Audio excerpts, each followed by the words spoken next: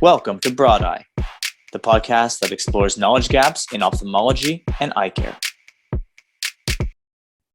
Welcome everyone to another episode of the Broad Eye podcast. My name is Dr. Bruno Fernandez. I will be the host today, and our guest is Dr. Arthur Cummings, refractive and cataract surgeon from Dublin. Dr. Cummings, thanks for accepting our invite. It's a pleasure to have you here with us today. Thank you, Bruno. I really appreciate it. I'm looking forward to the conversation. I know you and Sean have a very broad perspective on things. It'll be interesting to see where it goes. Indeed. Well, let's talk about a bit about yourself first. You're based off Dublin now, but you were not born there, right? So what brought you here? So yes, 23 years ago, I was working in South Africa as an ophthalmologist doing retinal surgery, doing LASIK and doing cataracts. And the only one that I wasn't doing in a very scientific method, we were doing lots of cases, but I wasn't doing it very scientifically, was LASIK. We were just doing so much of it, and we thought we knew what we were doing. And so this further learning opportunity arose in Dublin to come to a clinic, the Wellington Eye Clinic, which is specifically a refractive clinic. And that was the first reason. The second reason is we thought this would be a wonderful experience for the family. And what we told ourselves was, it's only a decision. You know, if we came over and decided it wasn't for us, we simply go back. So that was nice. The family certainly had the opportunity to have an exciting time. And then the other thing in the back of both my wife and my minds were the fact that there were some concerns about security in South Africa, and maybe just about how the future looked for our two young sons. And so we decided we're going to take the opportunity for 18 months, do this fellowship, and see what transpires. And as I say, the rest is history. We loved it here, and we decided to stay. So yeah, that's it in a nutshell. Yeah, I can certainly relate to that safety part. I'm also from another country in Brazil, and one of the main reasons made me move to Canada was just being a safer place, to raise a family. Absolutely. People who haven't had that experience mightn't quite understand it, but if you speak to colleagues and friends of yours and mine living in areas where they've been very close to crime or life-threatening situations, it's not a great place to raise a family. So I mean, we still have family there, and we have lots of friends there, so we certainly hope things will improve, but we're not sorry about the move that we made.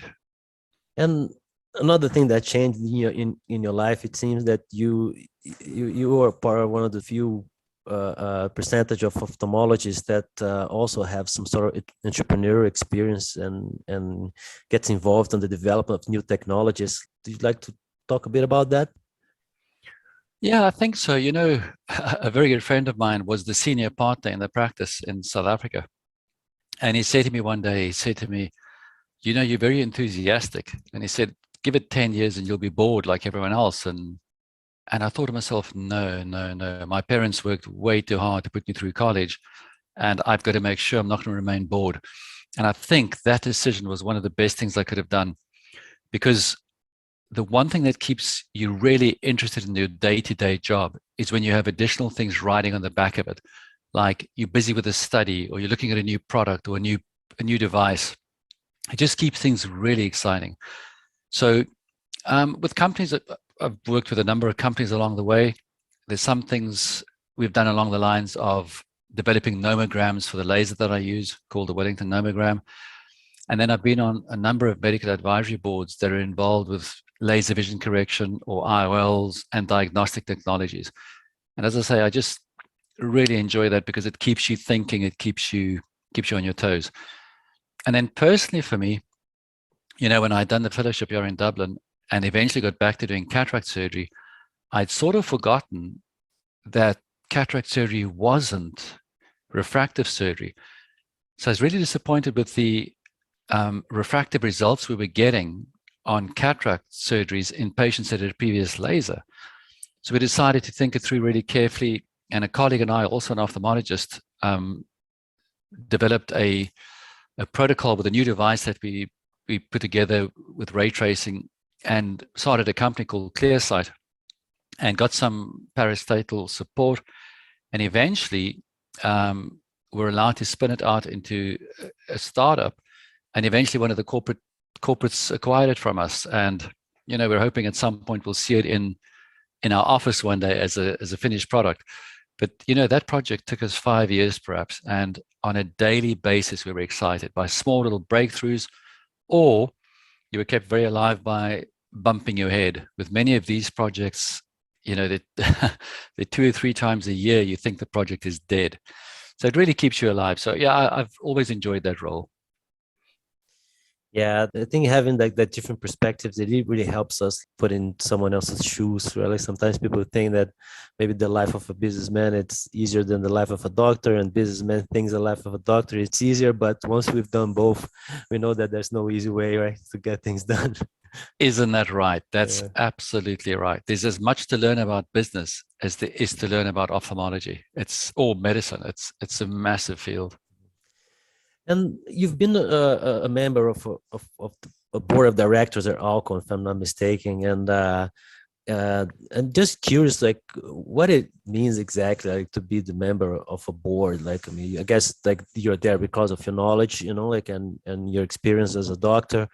But what it is exactly, like they ask you advice, and they follow it, like.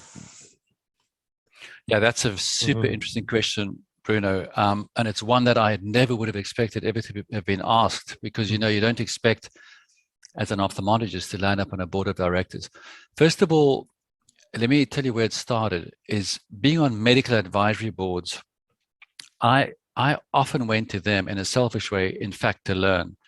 Because first of all, there were very smart ophthalmologists around me giving their opinions too. But also the people that you're working with that are in these companies are smart. They're really smart. And all they're doing is they're bouncing ideas off us, and they're looking for ideas around patient acceptance, maybe usability from the ophthalmologist's point of view, or the tech or the nurse's point of view. They're thinking about the commercialization of this. Would it work in the real world? And will our patients pay for these improvements? And I think one of the things, I'm not sure exactly how it happened, but I never felt, being on an advisory board, that I had to speak all the time. I was very, very happy sitting, listening and assimilating. And then eventually when someone does ask you a question, you can give an answer that's been well thought out. And so I've always done it like that. And, they asked me back, so I figured I was doing my part. But when I was invited to the board of directors, so the board of directors of Alcon is a very, very different situation. It's a public company. It's extremely smart individuals. I mean, I'm humbled by the company I keep over there. I'm the only MD on the board. The rest are some are CEOs of other public companies, others are on other boards. They're vice chairmen of all public companies. I think of the 10 directors, all of the others are on the boards of more than just Alcon. They're on many boards. And between the other 9, they're on something like 27 public boards. So it's a very, very smart group of people, and I learn enormously from them. And when I went through the process of being recruited for the board, I recall asking the chairman of the board and the CEO of Alcon, I said, you've got a choice of thousands of people you could ask. Before I'm comfortable with this, you've got to tell me why you've asked me to do this role, because a lot of people can do what you've asked me to do. And they said something really interesting that I'll never forget, and I've tried to teach my children, is they've said, because you tend to listen more than you speak. And when you do speak, you say something that makes sense. So certainly on the board, I'm not giving much advice, is they've got very, very smart people around them. But whenever something comes up that is in the medical space or specifically in ophthalmological space, and they just want more clarity on it, then I give them those opinions then. And I've done a few business courses. I did physician CEOs some years ago at Kellogg, and that was an amazing experience too.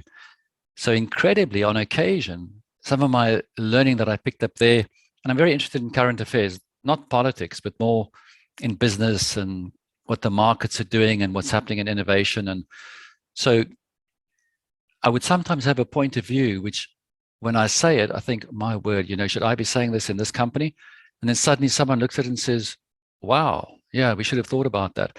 So in many ways, when non-medical people speak to us about what we do, they say something that they may think is silly, but in fact, it's so left field that it makes you think differently about it.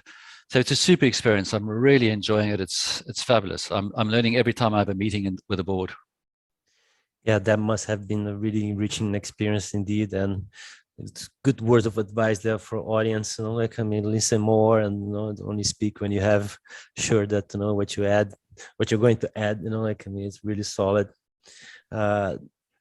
So, I mean, all the accomplishments that you've mentioned so far, like, it doesn't come that much as a surprise that you've been elected like the one of ophthalmologists, like top 100, like most influential ophthalmologists. And what did it change? Like, I mean, in your life, like, did it help you in any way? Like, I mean, to receive that honor? I think those things do help you. They do, because they increase your people who are more aware of you. But it's very, very humbling, and it's very much appreciated, obviously. But I'm very aware of the fact that the list is a subjective opinion, and I feel honored that I know the right people, because there are thousands of other people that could make that list quite easily. There are many that are smarter, that have worked just as hard, that just simply aren't as well known yet, or haven't got the breaks. But their time will come. So I personally see that list as a bit of fun.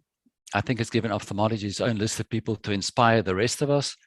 And the bottom line for me is, certainly don't take it too seriously, whether you're on the list or you're not on the list. It's not a serious thing. Just simply celebrate the desire to be better than you were yesterday. I mean, that's the way I see it. Yeah, that's very cool. So you're a refractive surgeon. I wonder if you can just really change gears here, and then maybe just to explain to our audience. As you can imagine, it's very broad, right? So of course, we have a lot of ophthalmologists, but we have a lot of patients also, and people that don't know what ophthalmologists do that well. So what refractive surgery is, like, most people like instantaneously associate that with like laser, but I guess it's more than that. So if you could just like break down like in very simple words, like what it is, like Absolutely. Yeah, it's a very good point. Very few people actually know what refractive surgery is. People know what LASIK is maybe, or cataract surgery, but they don't really know what refractive surgery is. So we're looking for a better term. But in a nutshell, refractive surgery is vision correction surgery. So that is making people see better using surgical approaches, whether they be lasers or inlays or intraocular lenses or phakic lenses. So it's just doing something other than glasses or contact lenses to allow you to see permanently well and without any help. So another way of thinking about it is, we speak about people who are seeing with contact lenses or glasses as renting their vision, where someone who has had refractive surgery owns their vision. It's theirs. They wake up in the morning and it's there. They wake up at midnight and it's theirs. So that's the basis of it. And at the moment, we're only scratching the surface. The numbers globally who are afflicted by refractive errors is absolutely enormous. The WHO says that the biggest cause of vision impairment is uncorrected refractive error at 45%, and then cataract at 30 to 35%. So many of us refractive surgeons see cataract as refractive. So potentially we're looking at 75 to 80% of the global burden of vision impairment is some sort of refractive issue. And looking at it another way, AMD, macular degeneration, is maybe 2%, glaucomas might be 2%, with uncorrected refractive error and cataract of 40 times more. It's a big global burden. If you think about it another way, 1/3 of the world today, right now, is short-sighted. And by the year 2050, which is only 30 years away now, half of the world is short-sighted. And right now, today, 2 billion people have presbyopia, which means they can't see up close without glasses. Now, most people are going to think, well, just get a pair of glasses. But the truth is that for many of these people all over the world, there is no access to glasses. Or if you get them, they get stolen or broken, or there's just this social stigma that you can't wear them. So this pool of people potentially seeking correction in the future is absolutely enormous. And it's way too big for the current ophthalmic workforce to address, even in the slightest fashion. And that's why we're so interested in the World College of Refractive Surgery. And the therapy, right? Like if you can put it that way, for refractive errors has always been like through a device, right? Like this glasses or contact lenses or surgery. But recently, it's been this movement of like medical therapy for refractive errors, like I mean, both myopia and presbyopia. What's your take on this? Like, do you think this is something worth pursuing? Like, I mean, is it something that's going to be useful, like I mean, to tackle this gigantic global problem? I think those are fantastic questions. So you're absolutely right. I think today you can't really think about being a refractive surgeon without thinking about myopia control. So for those of your audience who don't know, as you heard a moment ago, the world's becoming very much short-sighted. And we can start identifying these children at quite a young age. And all you would do in the past is give new glasses as they need them and just watch them become more and more short-sighted. And short-sightedness alone is not the issue, but as you become more short-sighted, so you start making your eyes less healthy. You're far more inclined to get cataract, to get glaucoma, to get retinal detachment. There are all sorts of problems that accrue as you become more short-sighted. So that's the first one. I think you're absolutely right. Medical therapy there can go a long way to limit the level of myopia that you eventually achieve. And then I think the other topic you're referring to is very topical. I think it's just been FDA approved, the new drop called Vuity. And I think there's 7 in the pipeline from other companies. So this is a drop that you can use for someone who has very good distance vision. They've always seen well all their lives.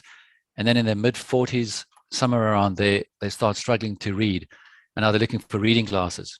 And anyone who's been in this situation knows that you're always losing them or breaking them, or you can't find them, or you forgot them. So it's quite a pain.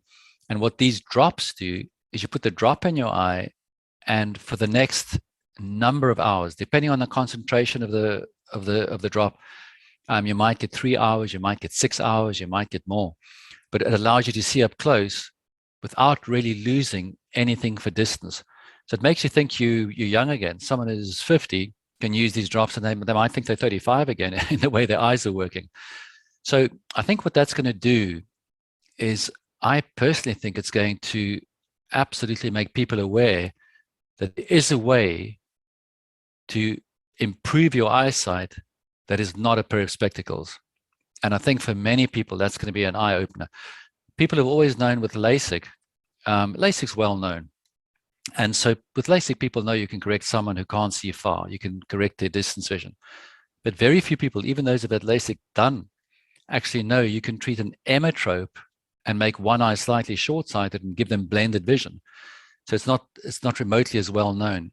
And I think if you start using the drops and you get a great result with them, but at some point you get bored with using drops all the time and you decide, I'd like this on a full-time basis, it opens that door. So I think it's going to massively increase the number of patients coming to ophthalmologists seeking help for near vision.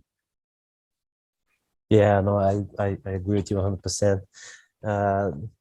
And another interesting thing, despite the size of the problem, as you mentioned already, so it's like it might be the most prevalent ophthalmological condition. I believe like refractive surgery as a specialty wasn't recognized until very recently. I think might have been the latest like subspecialty to be recognized as one. And you've been involved I think you've been a founder of the College of Refractive, the World College of Refractive Surgeons, and let's share with us like a bit of the experience. Like, I mean, why it took so long? Like, I mean, for that subspecialty to be recognized, and what was the main mission of behind creating this college? Oh man, I love your questions, Bruno. That's such a good question. Is when we started speaking to potential founders around the world, all the true refractive surgeons said exactly the same thing. Said, why is it taking so long? And I'm first and foremost an ophthalmologist. I'm retinal trained. I'm very, very thankful for what ophthalmology does for society and for humanity. But at the end of the day, ophthalmology takes care of pathology. We've got a problem, we go in and have it fixed, and we're back on track again. Refractive surgery is in a different space. We're not taking care of pathology unless you see myopia as pathology. But generally speaking, you've got to think about refractive surgery as being performance surgery. It's about performance. It's about giving people the tools to have better jobs, to make better progress socially, to be able to play sports, to learn more and get better jobs and pay more taxes. So it's really got a lot of impact on society.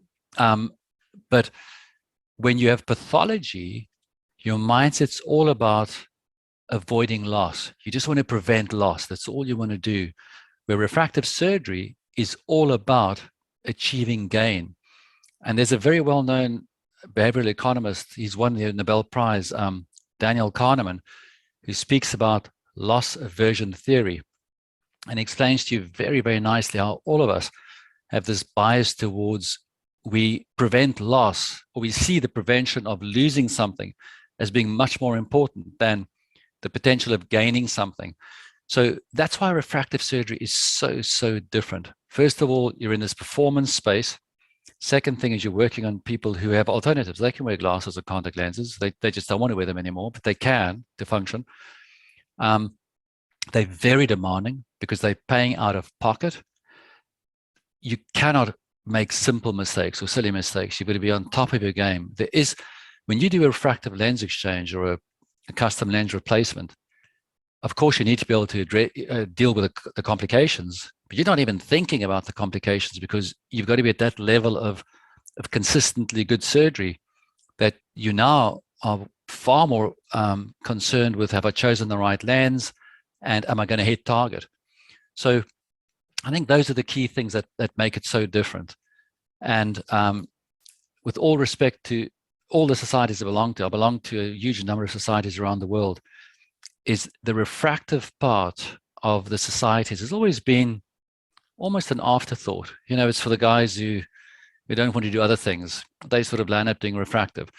And we think the days of someone doing a LASIK on Friday afternoon quickly just to supplement their income, but they don't really have an interest, is much the same as someone doing a macular hole. I'll just do a macular hole. I think I might do a macular hole.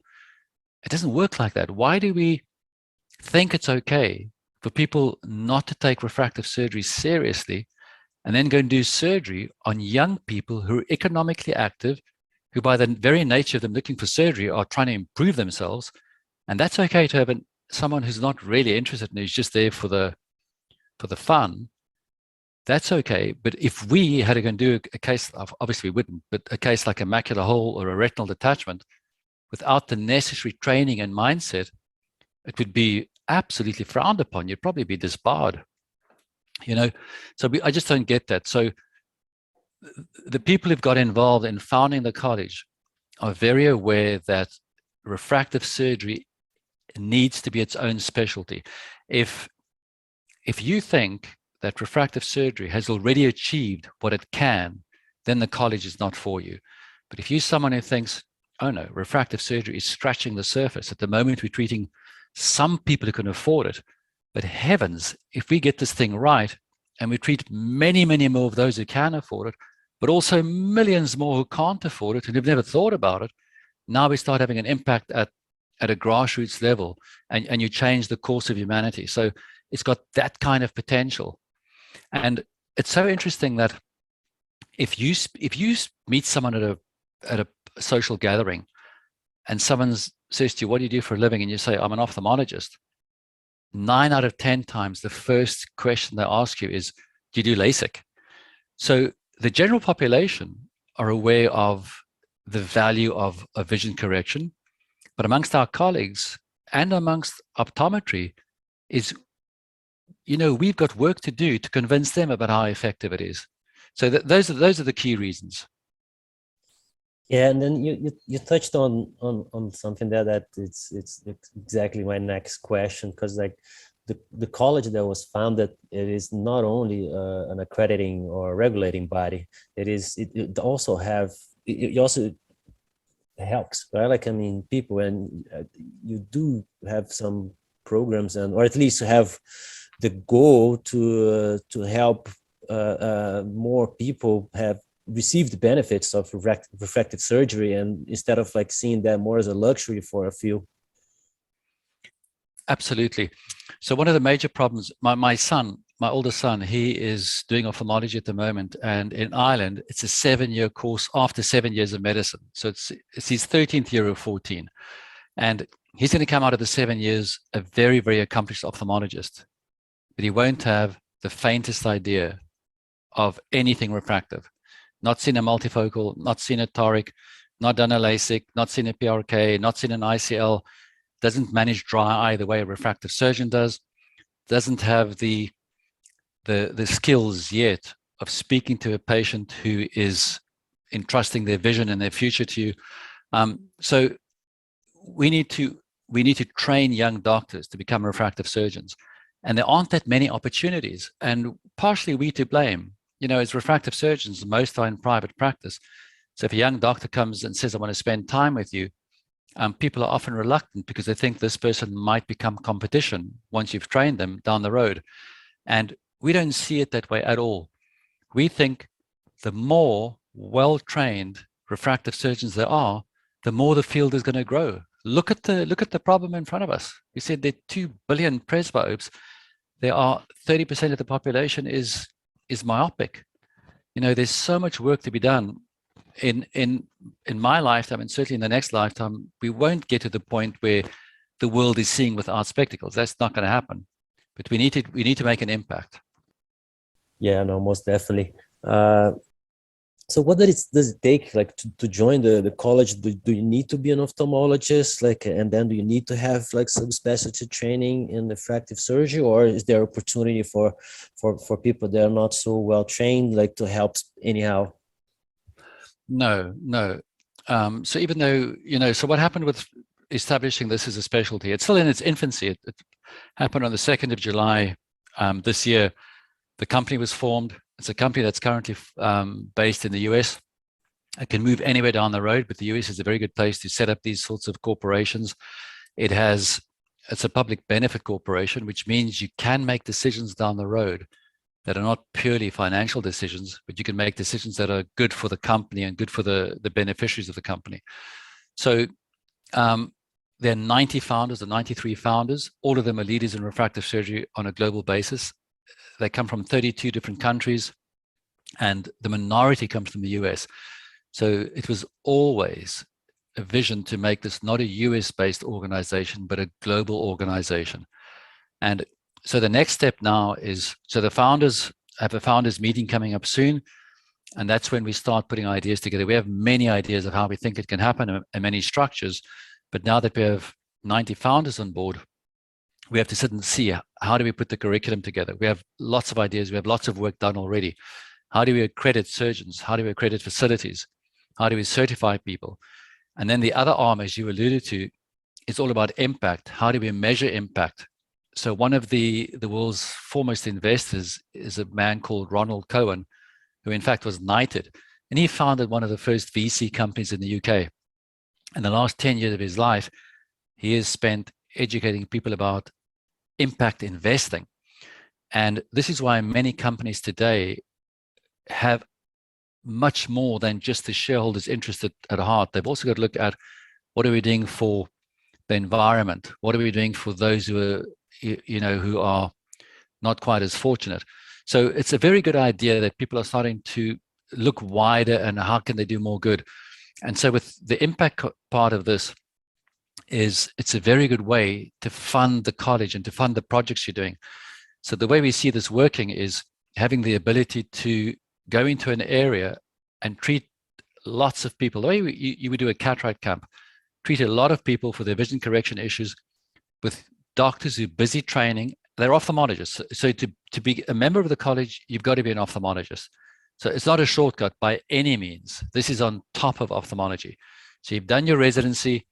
The college has the ability to facilitate fellowships. They have the ability to accreditate different courses. So there's so many people have done so much good work around the world, especially in the last 2 years. I'm sure you're aware of Ophthalmo University, Sinjab Academy. There's so many of them. People have put these programs together, and you can attend them, and it's for your own gain. That's all. Nowhere along the way do you get accredited And as an overseeing body say, right, once you've done those things, you've actually done the coursework for refractive surgery. Now all we need to do is make sure you've had the clinical exposure through whatever makes most sense for that person.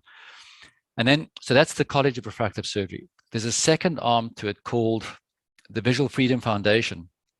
And the way we see this is that any bird to fly well needs two wings. And this is the same sort of concept.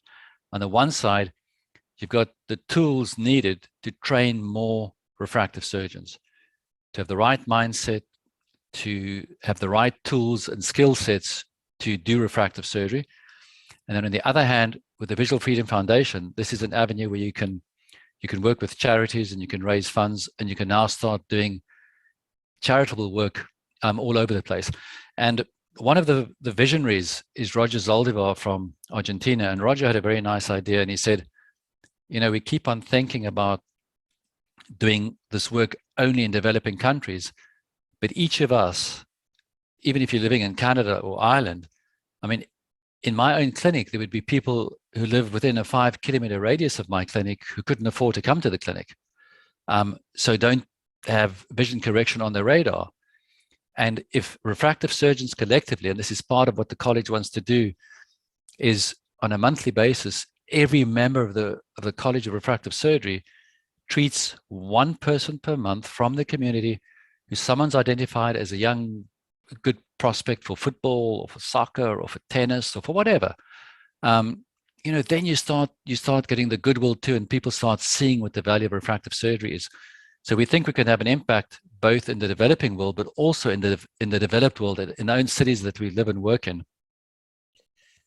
Yeah, that's so interesting you mentioned that, because I also was born in a third world country and now live in Canada, and you always think that to do good you need to go far, but across the corner, you're definitely going to be able to find someone that could really use that kind of philanthropy initiative in any country. So Bruno, yeah, you're 100% right. So one thing we're very, very aware of, those people who have clinics across the world who are doing refractive surgery, they've worked really hard to get there, and they've taken risk, and they've taken, with costs and this kind of thing.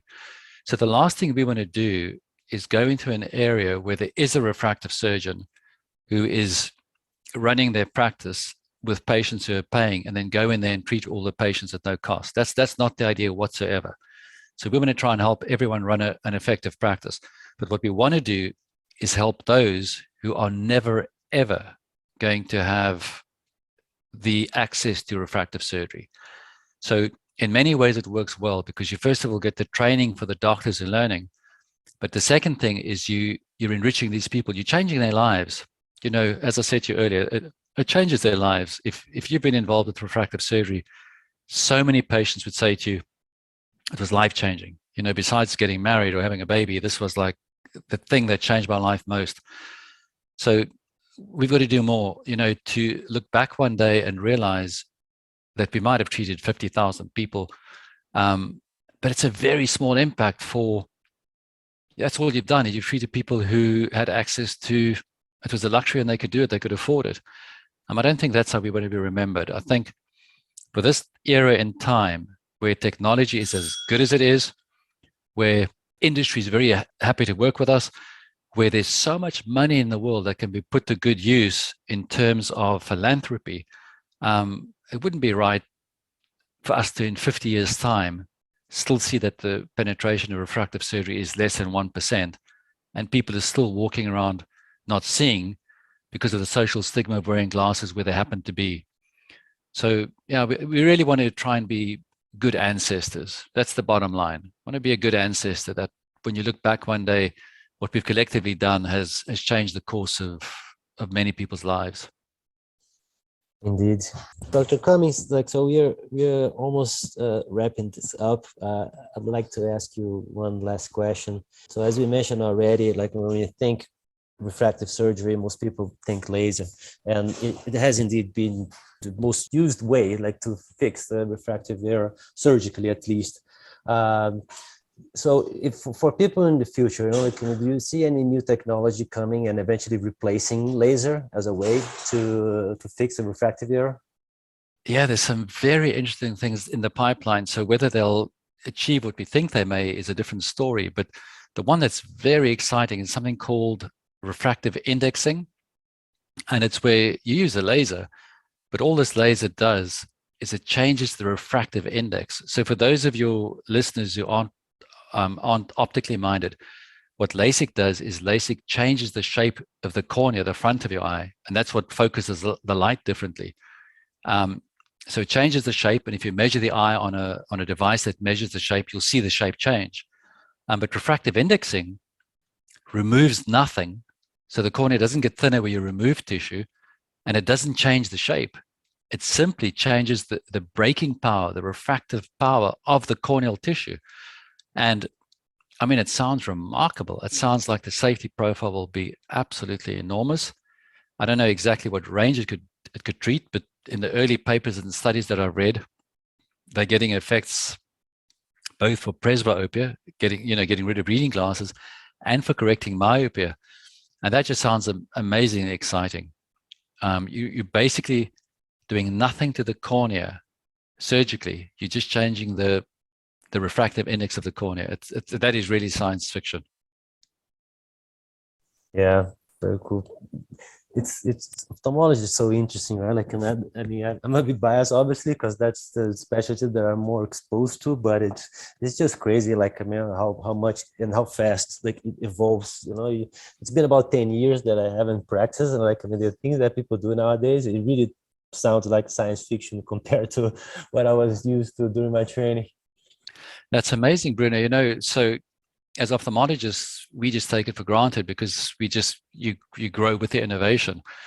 But when you look at other specialties, and they would sometimes comment, and they would make us aware that things have been a lot more the same for them and less change.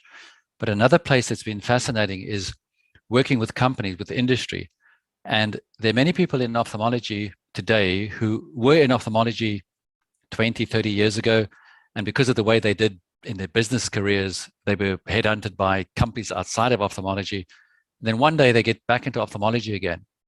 And anyone who's come back to ophthalmology will tell you it's the most exciting space in the healthcare space, and that there's no other field that evolves at quite the same pace. And if you see the job ahead of us, we're going to evolve even more quickly to bring these benefits of vision correction to more people. Very cool. Dr. Cummings, on taking more of your time. It was a true pleasure, like, chatting with you. Thank you very much for sharing those words of wisdom and all the experience that you've acquired, like, over the years. Thank you very much for what you do, and you're gonna most definitely continue to do. Bruno, thank you so much. I really appreciated speaking with you and getting to know you. All right. Have a good one. Take care. Thank Bye. you. Take care. Bye-bye.